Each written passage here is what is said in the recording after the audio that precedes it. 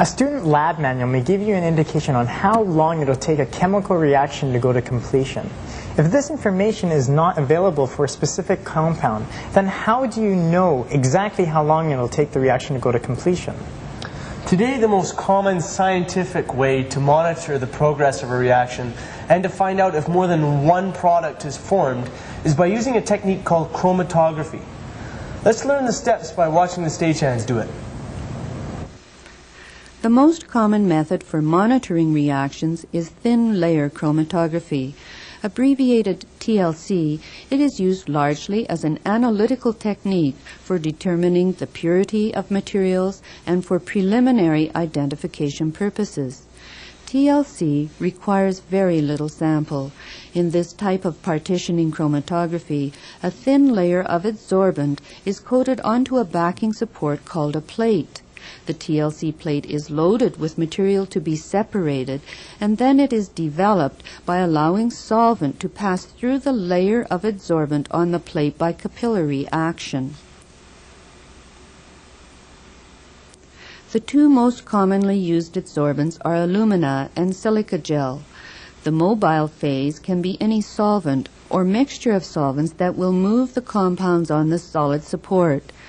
Eluting solvents of various polarities have differing abilities to displace solute from the active sites of the stationary phase. Generally, the more polar the solvent, the more efficiently it competes, and the more quickly the solute will move up a TLC plate. This property, the ability to displace solutes from adsorbents, has produced a list of solvents in order of polarity which serves as a guide for choosing a solvent for a particular separation. The equipment required for this technique includes your sample, the TLC plate, a micropipette,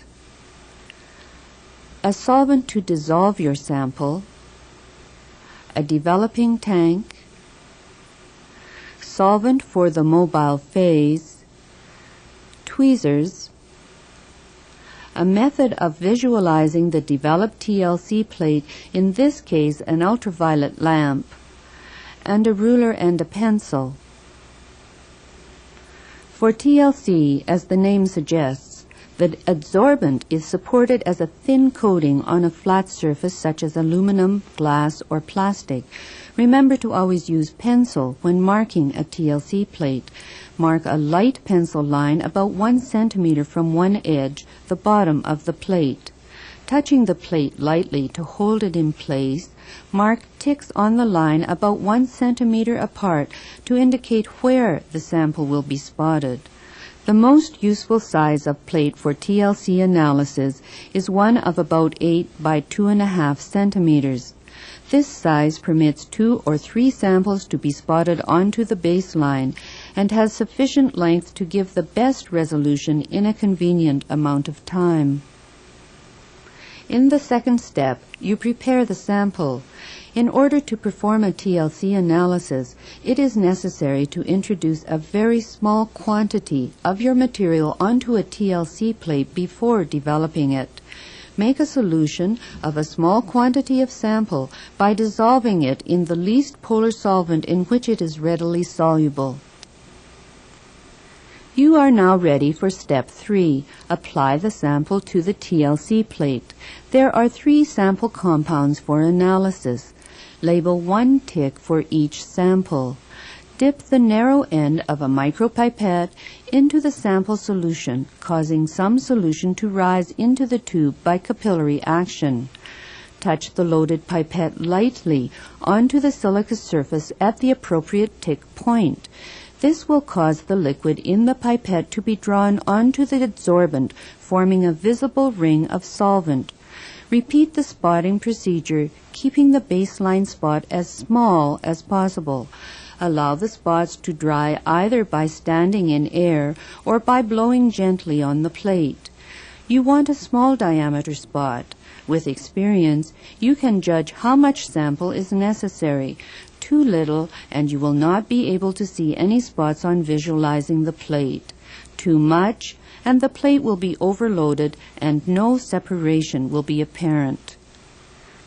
One way around this is to make 3 separate spottings on the baseline, the first with only a small amount of solution, the second with about 3 times as much, and the third with 3 times as much again.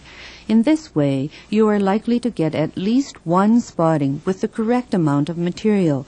Remember, the TLC is an extremely sensitive procedure, and it is very easy to overload the plates.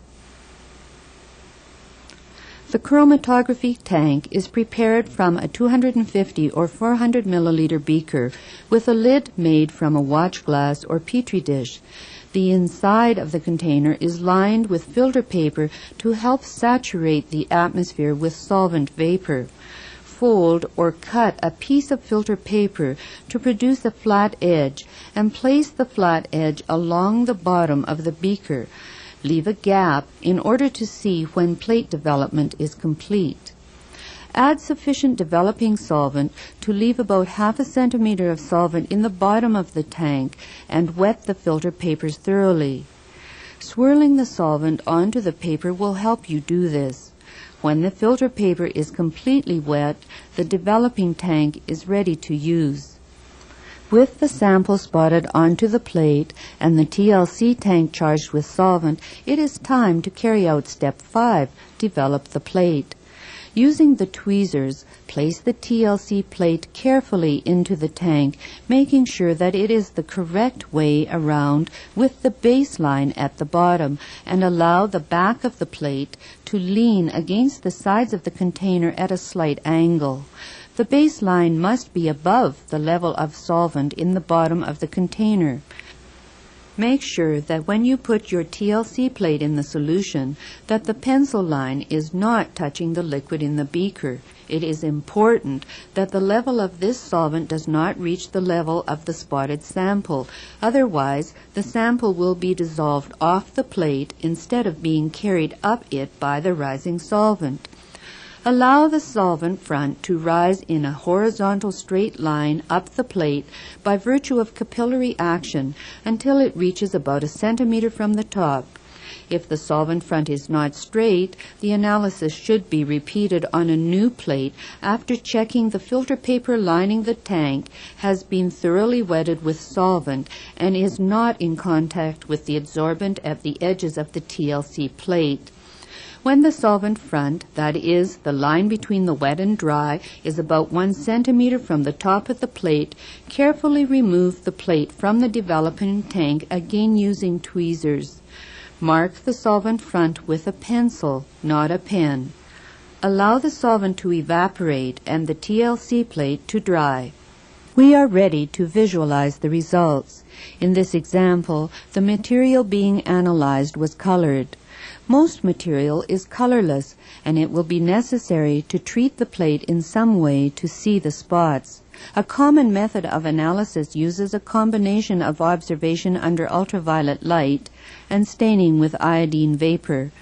Ultraviolet light is non-destructive to the compounds on the plate and can be used immediately. Be careful. Never look directly at the light source. Frequently, an inorganic fluorescer, zinc sulfide, is added to the TLC adsorbent. When viewed under short wavelength light, the zinc sulfide in the adsorbent will fluoresce green. Consequently, a TLC plate possessing fluorescer will show a series of dark spots on a bright green background when viewed under short wavelength light. While the TLC plate is under UV light, note the positions of any spots you see by drawing around them lightly with a pencil. Sometimes, some spots do not show up using UV light. In such a case, you can visualize them by using an iodine chamber. An iodine chamber is prepared by placing a few crystals of iodine and a small amount of silica gel into a wide-mouthed screw cap bottle with a lid. After standing the plate in this chamber for about 30 minutes, the presence of any eluted compounds are revealed by the appearance of dark brown spots on a light brown background. In the final step, the relationship between the distance moved by the compound spot and the distance moved by the eluting solvent is recorded. This measurement, the retardation or retention factor of the specific compound, is most commonly referred to as its RF. Measure the distance that the compound moved by recording the difference between the baseline and the center of the compound. For this example, it is 74 millimeters. Then, measure the distance the solvent moved by recording the difference between the baseline and the solvent front. For this plate, it is 100 millimeters. Calculate the retention factor, 74 millimeters divided by 100 millimeters, or a value of 0.74 for this sample. RF values are not absolute but relative. Because it is virtually impossible to standardize the activity of the support on the TLC plates, the application of RF values from one analysis to another is useful primarily to indicate the likely region to look for a compound on a TLC plate. When the TLC is developed in conjunction with an authentic sample of the compound, a so-called standard, the RF value is more accurate. If an authentic compound is available, identity is best demonstrated by the technique of co-spotting or double spotting. Since the unknown compound is usually valuable, the preferred procedure involves spotting roughly equal amounts of the unknown and the authentic compounds onto exactly the same place on the baseline, using different micropipettes, of course.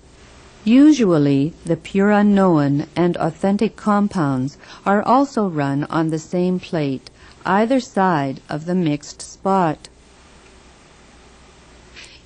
In this example, it is already apparent that unknown U is not the same compound as authentic A. Thin layer chromatography is a valuable analytical tool. Let us review the 7 steps of this useful technique.